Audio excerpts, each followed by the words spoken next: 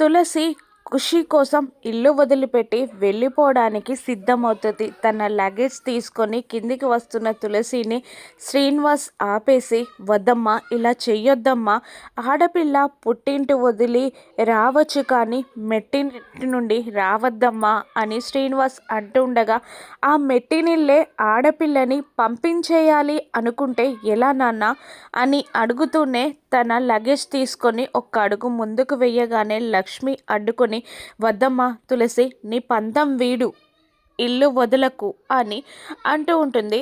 లక్ష్మి, లేదమ్మా, నేను ఖుషిని వదలలేను అని అంటూనే లగేజ్తో సహా ఖుషిని తీసుకొని గుమ్మం దాకా వెళ్ళి ఒక్క నిమిషం ఆగి గుమ్మం దగ్గర తన బ్యాగ్ పెట్టేసి మళ్ళీ సిద్ధు దగ్గరికి వచ్చి నిలబడుతుంది తులసి.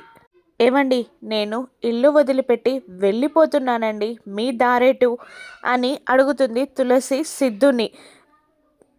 నీ దారేటని నా కొడుకుని నువ్వు అడుగుతున్నావేంటి అని అడుగుతూ ఉంటాడు బసవరాజు తులసిని నిలదీస్తున్నట్టు.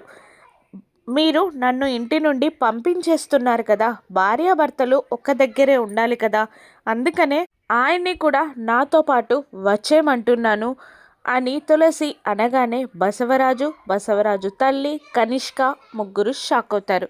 నేను వస్తాను అన్నట్టు వాళ్ళకి ఇంకా పెద్ద షాక్ ఇస్తాడు సిద్ధు ఇల్లు వదిలిపెట్టి వెళ్ళిపోతాను అనగానే బసవరాజు, కనిష్క ఏం చేయాలో అర్థం కాక అలాగే షాకింగ్గా తులసిని, సిద్ధుని చూస్తూ ఉండిపోతారు. ఇక సిద్ధు, తులసి ఇద్దరు ఇల్లు వదిలిపెట్టనున్నారా?